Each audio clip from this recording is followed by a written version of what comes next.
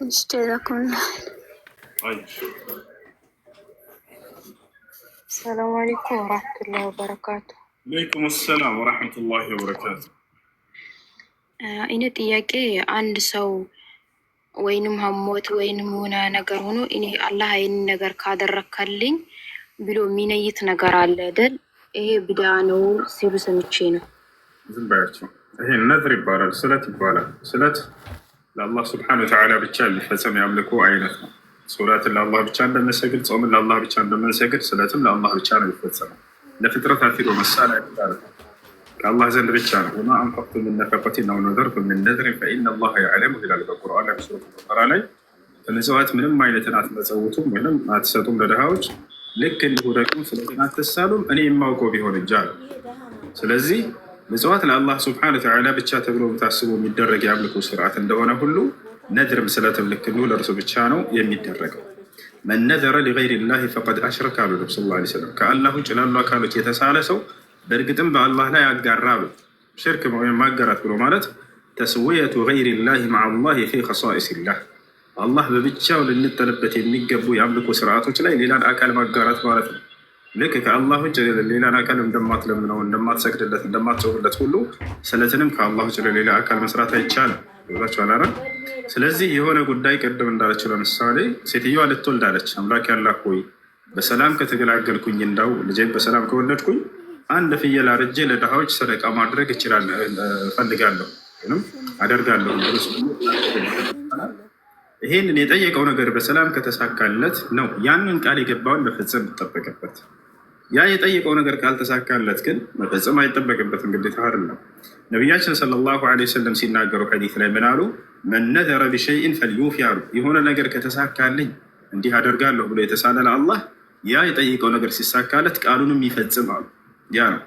ይሄን ካወቀን በሶስት ነገራቶች መሳል አይቻልም። እነዚህ ልታውቁ ይገባል። አንደኛ ላ የጁዝ አነዝር ፊ ማዕሲየቲላህ፣ አላህን በማመፅ ላይ በፍጹም ነዝር አይቻልም፣ አይሳልም። እኔ እንዳው እንዲህ ከተሳካልኝ እች ሚስቴን እፈታታለሁ ብሎ ቢሳል ሰውየው ኃጢአት ነው፣ በፍጹም አይቻልም እንዲህ አይነት ነገር መሳል። ሁለተኛ ላ የጁዝ አነዝር ፊ ማ የضሩ ልኢንሳን፣ የሰው ልጅ ራሱን በሚጎዳ ነገር መሳል አይችልም። ለምሳሌ እኔ እንዲህ ነገር ከተሳካ በነብዩ ሰለላሁ ዐለይሂ ወሰለም ጊዜ አንድ ሰሃባ ምሳሌ ከዛው ውስጣቸው ነቢያችን ሰለላሁ ዐለይሂ ወሰለም ጁምዓ ቀን ኹጥባ እያደረጉ አንድ ሰሃባ መጣና ፀሐይ ላይ ቆመ በሩ ላይ። ነብዩ ሰለላሁ ዐለይሂ ወሰለም ኹጥባ እያደረጉ እያዩት ነው። ፀሐይ ላይ ቆሟል ሰውየው። አላስቻላቸውም። ግባ እንጂ አሉት ነብዩ ሰለላሁ ዐለይሂ ወሰለም። አይ አልገባም አንቱ የአላህ መልክተኛ አለ። ለምን አሉት? የሆነ ነገር ከተሳካልኝ ብዬ ነዝር ገብቼ ስለተስዬ ያ ነገር ከተሳካልኝ ጥላ ላይ ላልቆም ፀሐይ ላይ ብቻ አልቆም ብዬ ተስያለሁኝና አላቸው። ራሱን በሚጎዳ ነገር ተስሏል። ነቢያችን ሰለላሁ ዐለይሂ ወሰለም እድኹል አሉት። ላ የድኹል ነዝር አሐደኩም ፊማ የضሩ ቢሂ አሉ። ኧረ አንዳችሁ ራሱን በሚጎዳ ነገር ስለት እንዳይገባ ከዚህ በኋላ ብለው ከለከሏቸው። ራሴን ፀሐይ ላይ ላቆም በቃ በፍጹም ጥላ ላይ ላልገባ ብሎ ተስሏል ሰው። ይህ አይቻልም፣ አይፈቀድም። ሶስተኛው ምንድን ነው? የሰው ልጅ ፊማ የቅዲሩ ዐለይህ በማይችለው ነገር መሳል። የመጀመሪያ በወንጀል መሳል፣ ሁለተኛ ራስን በሚጎዳ ነገር መሳል፣ ሶስተኛ የሰው ልጅ ከአቅሙ በላይ በሆነ ነገር መሳል። እንዲህ ከተሳካልኝ ለምሳሌ እድሜ ልኬ ሰኞና ሐሙስ እጾማለሁ ትላላችሁ፣ አትችሉም። የሆነ ጊዜ ሊደክማችሁ ይችላል። እንዲህ ከተሳካልኝ 1 ሚሊዮን ብር እሰጣለሁ ሰደቃ ዘካ ትላላችሁ፣ ወይም ምንድነው ሰደቃ አድርጋለሁ ነዝር፣ አትችሉም። ባልቻልከው ነገር መሳል ተገቢ አይደለም። በምትችለው ጥቂት በሆነች ነገር አቅሙ ባለህ ነገር መሳል። እነዚህን ልታውቋቸው ይገባል። እሺ ጀዛኩሙላህ ኸይራን። ያኔ አሁን እኔ የሆነ ነገር ለቃል ገባሁት ነገር ነበር። ይሄ ነገር ከተሳካልኝ ብዬ ማለት ነው አቅሜ በሚችለው ነው ይህን ነገር ማድረግ እችላለሁ ማለት ነው። የቃል ገባሁት ለአላህ ነው። ማንም ሰው የሚያቅብኝ ነገር የለም። አልሐምዱሊላህ ተሳካልኝ ማለት ነው። ማድረግ እችላለሁ። ትችላለሽ። ጀዛኩሙላህ ኸይራን። ሰላም አለይኩም። ወአለይኩም ሰላም ወረሕመቱላህ። እንዴት ነህ? አልሐምዱሊላህ። አንድ ጥያቄ አለኝ። አንዳንዴ ሰሞኑን እንደዚህ እንትኖች ማለት ቅርብ ጊዜ ነው ሰለምቴ ላይ እና ሰሞኑን ውስጥ እንትኖችን እያወሩ ነበር ፓስተሮች ምናምን እዚህ በአካልም በምናምን እና በጣም የሆነ በራሳቸው ኮንፊደንስ በቃ ተማምነው በራሳቸው ነው አንዳንድ ጥያቄ የሚያነሱት። እሺ እኔ ይህን ጥያቄ እንድታቀርቡ እድል ልፍጠርላችሁ ምናምን አንተ ጋር እንዲቀርቡ ሚዩት ያደርጉናል። ሚዩት ነው የሚያደርጉን። እኔ ቃል ገባላቸዋለሁ። ሁሌ ደግሞ አንተ የምትለው ነገር አለ። አንድ ሰው ሚዩት ያደረጋችሁ የምትለው ነገር ስላለ አንተን ተከትዬ እኔም አንድ ሰው ሚዩት ያደረጋችሁም ቃል ገባላቸዋለሁ ብዬ ብለምናቸው ብሰራቸው አይመጡም። እምቢ አሉኝ። ግደላቸው አይመጡም። እኔ ስለማወቃቸው ነው። ከዚህ በፊት ቴሌግራም ላይ አንድ ሰው ነው የላከልኝ። ታላላቅ ሰባኪዎቻቸው እዚህ ማለት ነው። በቃ ሂደን እንጠይቅ ከሱ ፊት የሚል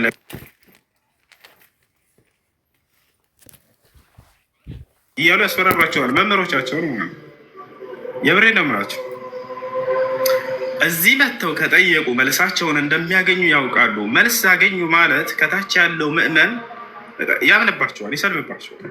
እዚህ መጥቶ አንድ ሰው ስለ እስልምና ታችቱ ወይ ሰልሞ ነው የሚወጣው፣ ወይ ስለ እስልምና ያለ ግንዛቤ ተስተካክሎ ነው የምትወጣው።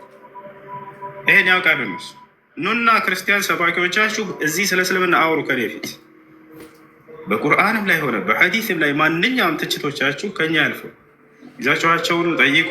እኔ ትንሹ ላይ ሆናለሁኝ፣ ትልቁ ላይ አደርጋለሁኝ። ፓስተርም ሆን ዲያቆን ማናቸውም ወላሂ አድሚንነት ትሰጣችኋለሁኝ። ከፈለጋችሁ ኮሜንቱ ይዘጋላችኋል። በሰላም ጥያቄያችሁን አቅርቡ። እኛ በእስልምና ላይ ጥያቄ ጠይቀን አልተመለሰልንም አትበሉ። ቤታችንን ዘግተን እያወራን እስልምና ተሳደብን በሉ። ኑና ከሙስሊሞች ፊት ጥያቄዎቻቸውን አቅርቡ። እናንተ እኔ ወላሂ አድሚን አደርጋችኋለሁ። አንድ ሁለተኛ እኔ ትንሿ ላይ ይሆናለሁ፣ እነሱ ትልቁ ላይ ይሆናሉ። ሶስተኛ ገልጣችሁ የምትናገሩት እንደው ካለ በእውነት አስተምሩ። እዚህ ከፍታችሁ ወላሂ የራሳቸው ፍልስፍና እንደሆነ የዛኔ ትረዳላችሁ። ቁጥር ሲጠቅሱ ታያቸዋላችሁ አይደለ? የዛኔ ይሄ ስም ነው እውነት አመጣ ትላለ። ወላሂ ቁጥር ቢጠቅሱት እናንተ ጭንቅላታችሁን ለመጫወት ነው። እናንተ እዛ ውስጥ የሚሉት ነገር የለም። የቅድሙ ልጅ አይታችኋል አይደለ? አንጀቱ ተበጥሶ ሞቷል አለ፣ ተቆርጦ ሞቷል። ቁጥር ሊጠቅስ ሊቶሎ ፈለገ። ምን እንደሚል ሐዲሱ ገና እናንተ ስታነሱት ምን እንደሚል ሙሉ ቃሉ ያለውን እናውቀዋለን። ተበጥሷል የሚል አለ ወይ? የለም። አንጀቱ ተቆርጧል የሚል የለም በፍጹም። በቁጥር ይሸውዳችኋል። እናንተ ቁጥሩ ይጠቅሱላችኋል፣ ቡኻሪ ሙስሊም ሲሉላችሁ። ነገር ግን ያነሱት ሀሳብ እዚያ እንደው እስላምን የሚያስተች ነገር አለ ወይ? በፍጹም የለም። ወላሂ ላዚም የለም። አለ የሚል ካለ እዚህ መጥቶ መናገር ይችላል። ያው ከዚህ በፊትም ተናግር ያለው ዛሬም ነገ እስልምና ላይ ትችት አለኝ የሚል ካለ ይምጣ። እነዚህ ቦታ ላይ እየተች ስላሉ ማንኛውም ይዛቸውን እሺ፣ እኔ አድሚን አደርጋችኋለሁ ብሏቸዋል በላቸው። ኮሜንት ላይ ማንኛውም ሰው ማንንም አካል ሙስሊም ሲጀምር መሲሁን አይሳደቡ፣ ገብርኤልን አይሳደቡ፣ ሚካኤልን አይሳደቡ። ማንንም አካል እንዳትሳደቡ። አይ ይሰድባሉ ካለ ሚዩትና እንትን እንዘጋላቸዋለን። ከዛ ትልቁ ላይ ሆነው እነሱ እዛ የሚቀደዱትን ከፊቴ መታ ይቀደዱ። ይህ ጥሪ አድርግላቸው። አውቀኛል መሰለኝ አሼ ነኝ እና እስከተረዳሁት ድረስ እኔ አሁን በአካልም እስከተረዳሁት ድረስ እንዲያውቁ አይፈልጉም። አሁን ምዕመኑ እንዲያውቁ አይፈልጉም። እኔም በውስጥም ሞክሬያለሁ ለማውራት፣ እንደዚህም በአካልም አንዳንድ ሰዎች ላወራ ፈልጌያለሁ። ግን እንዲያውቁ ስለ እስልምና አይፈልጉም። ምክንያቱም የኛም እንዲህ ለመሳደብ ለምናምን መተን ነው እዚሁ የቀረ ነው። ያን ስለ እንትን ስለሚሉ ስለሚፈልጉ በፍጹም እንዲጠይቁ አይፈልጉ እና ወደ ራሴ ጥያቄ ስመጣ ኢየሱስ ክርስቶስ አልተሰቀለም ብለን ስናነሳ ከመጽሐፍ ቅዱስ የምናነሳቸው ማስረጃዎች ምንድን ናቸው? በአጭሩ ጊዜ ሳልሻማ። እሺ እንግዲህ ኢየሱስ ክርስቶስ መሰቀሉን አስመልክቶ አንደኛ እግዚአብሔር ለሰው ልጅ ኃጢአት ኢየሱስ ክርስቶስ እንደሚፈልጋል የሚል አንዲትም ቦታ ላይ አለመኖሩ፣ አንዲትም ቦታ ላይ የለም። እግዚአብሔር የቱ ጋ ነው እኔ ለኃጢአታቸው ስርየት የኢየሱስ ክርስቶስ ደም እፈልጋለሁ ብሎ የተናገረው በላቸው? በፍጹም የለም መጽሐፍ ቅዱስ። አንደኛ እሱ ነው። ሁለተኛ እንዳው የኢየሱስ ክርስቶስ ስህተት ወይም ኃጢአት እንደ አይሁዶች ዘንድ በሕጋቸው ፈርደውበታል ነው የሚለው አይደለ? እንደ ሕጋቸው ከሆነ በአይሁዲዎች መጽሐፍ በሕጋቸው ላይ በብሉይ ኪዳን ላይ እግዚአብሔርን የሰደበ እግዚአብሔርን ስለመስደብህ ነው ብለውታል አይደለ? ኢየሱስ ክርስቶስን የከሰሱበት እግዚአብሔር ስለመስደብህ እግዚአብሔርን የሰደበ ሰው ይሰቀል የሚል ህግ አላቸው ወይ አይሁዶች? ከመሰረቱ በላቸው የለም። እሱ እግዚአብሔርን የሰደበ ሰው ፍርዱ መሰቀል ነው የሚል መጽሐፍ ቅዱስ ላይ በፍጹም የለም። የላቸውም አይሁዶች እንዲህ አይነት ህግ ቦታቸዋል። ይህ ነው። ሶስተኛ ሉቃስ ወንጌል እና ማቴዎስ ወንጌል ላይ ምዕራፍ 4 የሁለታቸውም ላይ ማለት ነው ኢየሱስ ክርስቶስ ከዲያብሎስ ጋር ያደረገው ንግግር አለ። እዚያ ቦታ ላይ የተጠቀሰው ትንቢት ስለ ኢየሱስ ክርስቶስ እንደሆነ ተነግሯል። ሉቃስም አስቀምጦታል፣ ማቴዎስም አስቀምጦታል። እዚያ ላይ የተቀመጠው በመጽሐፍ ስለ አንተ እንዲህ ተብሎ ተጽፏል ተብሎ የተነገረለት አለ። እሱም መዝሙረ ዳዊት ምዕራፍ 91 ላይ ያለው ነው። እዚያ ጋር ቀጥታ ያገናኝላቸዋል። በዚያ ነው ትንቢት የተነገረለት ስለ ኢየሱስ ክርስቶስ። እዛ ሄዳቸው ስታዩት ቀጥታ እንደሚድን ይናገራል። ያድነዋል ብሎ ተቀምጧል። ስለዚህ ድኗል። ሌላው ነገር ኢየሱስ ክርስቶስ ቃል በቃል አድነኝ ብሎ መለመኑ ዮሐንስ ወንጌል ምዕራፍ 12 ቁጥር 27 ላይ ኢየሱስ ክርስቶስ አባት ሆይ አድነኝ ብሎ ለምኖታል። አድነኝ ብሎ ታዲያ ጸሎቱ ተሰምቶለታል ወይ ከሆነ ጥያቄው አዎ ተሰምቶለታል። ዕብራውያን ምዕራፍ 5 ቁጥር 7 ላይ ኢየሱስም በምድር ላይ በኖረበት ጊዜ ከሞት ሊያድነው ወደሚችል ወደ አምላኩ ከብርቱ ጩኸትና ከእንባ ጋር ምልጃንና ልመናን አቀረበ፣ እግዚአብሔርንም ስለ መፍራቱ ጸሎቱ ተሰምቶለታል ይላል። ያደረገው ጸሎት ምንድን ነው የተሰማለት ከተባለ አድነኝ ብሎ መለመኑ ድኗል። ሌላው ነገር ኢየሱስ ክርስቶስ ዮሐንስ ወንጌል ምዕራፍ 17 ቁጥር 4 ላይ በምድር ላይ ልሰራው የሰጠኸኝን ስራ ሰርቼ አከበርኩህ አለ። በቃ ፈጽሜ አከበርኩህ አለ።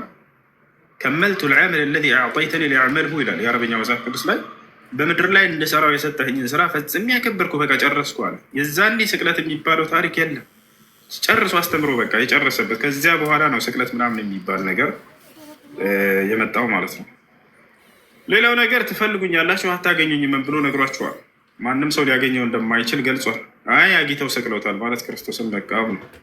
ሌላው ነገር የመጨረሻው ኢየሱስ ክርስቶስ ሐዋርያቶችን ምን ብሏቸዋል? በዛሬዋ ሌሊት ሁላችሁም ስለ እኔ ትሰናከላላችሁ፣ ሁላችሁም እያንዳንዳችሁም ወደ ቤቴ ጥላችሁኝ ትሄዳላችሁ፣ ዳሩ ግን የላከኝ ከእኔ ጋር ነውና አይተወኝም አላቸው። እንዳለውም ሁሉም ጥለውት ሸሹ። የላከኝ ከእኔ ጋር ነው፣ ከዚያስ አይተወኝም አላቸው። ያ የተሰቀለው አካል ትተኸኛል እያለ የሚናገር አካል ነበር። አምላኬ አምላኬ ወይ ስለምን ተውከኝ ብሏል አይደለ? ክርስቶስ ግን ቀድመውም ብሏል፣ እኔም በፍጹም አይተወኝም አምላኬ ብሏቸዋል። ታዲያ ይጋጭም አይተወኝም ብሎ ከተናገረ ትቶታል ወይ? በፍጹም አልተወው። ያ ግን የተሰቀለውን ብሏል፣ ስለምን ተውከኝ እያለ መተውም በስሞታ መልክ አቅርቧል። ትተኸኛል እያለ ተናግሯል። ያ ሌላው ነገር ኢየሱስ ክርስቶስ ጸሎቱ ተሰሚነት ያለው አካል ነው። ይህ ልታወቁ ይገባል። ኢየሱስ ክርስቶስ አልዓዛርን ባስነሳ ጊዜ አባት ሆይ ስለሰማኸኝ አመሰግንሃለሁ፣ ሁልጊዜም እንደምትሰማኝ አውቃለሁ። ሁልጊዜም እንደምትሰማኝ አውቃለሁ። ታዲያ ምን ብሎ ለምኖታል ከተባለ አድነኝ፣ ለዚያውም እያለቀሰ የደም ነጠብጣብ የሚመስል እንባ እስከ ወርድ ድረስ ከሰውነቱ መጽሐፍ ላይ ነው። ይህን ብሎ ያን ሁሉ ለምኖ አድነኝ ብሎ ጸሎት አድርጎ ምናምን አላዳነውም፣ አልሰማውም፣ አስገድሎታል ማለት ይሄ ክርስቶስን መቃወም ነው። ሁልጊዜም ትሰማኛለህ ያለው አልሰማውም፣ እሱም ግን እያለን እየተቃወም ነው። ይሄ ነው። ወደ መስጅድ ልሄድ ነው። ኢብሮ መታለች። ኢብሮ ቀጥልላቸው። እሺ ብዙ ጥያቄ ነበረኝ። አሰላሙ አለይኩም። ወአለይኩም ሰላም ወራህመቱላሂ ወበረካቱ። ወደ መስጅድ ልሄድ ነው። እሺ ቶሎ በይ። 3 ጥያቄ ነበረኝ። አንደኛው ፀጉር መቆረጥ እንዴት ይታያል? ለሴት ልጅ ካፊርን ለመመሳሰል ሳይሆን ስለሚያምርብኝ ብቆረጥ ምን ችግር አለው? አንደኛው ደግሞ ፀጉርን መቆረጥ የሚለው ለሴት ልጅ ከወንድ ጋር እንዲመሳሰል እስኪሆን ድረስ መቆረጥ ይቻላል። ነቢያችን ሰለላሁ ዐለይሂ ወሰለም አንድ ቤት አድርጉ ልጆች ቤት አድርጉት። ነቢያችን ሰለላሁ ዐለይሂ ወሰለም ነሃ ረሱሉላህ ሰለላሁ ዐለይሂ ወሰለም አን ተተሸበሀ አልመርአ بالرجال وأن يتشبه الرجال بالنساء ሴቶች በወንዶች እንዳይመሳሰሉ ወንዶችን በሴቶች እንዳይመሳሰሉ ብለው ነብዩ ሰለላሁ ዐለይሂ ወሰለም ከልክለዋል። እሺ እና ስለዚህ ወንድ ልጅ ነው ይህንን ፀጉሩን የሚቆረጠው ከእርሱ ጋር በመመሳሰል የወንድ ፀጉር እስኪመስል ድረስ እንደዚህ መቁረጥ አይቻልም። ነገር ግን ሴት ልጅ ፀጉሯን መቁረጥ የምትችልበት ጊዜ አለ ወይ ከተባለ አዎ አለ። ለምን?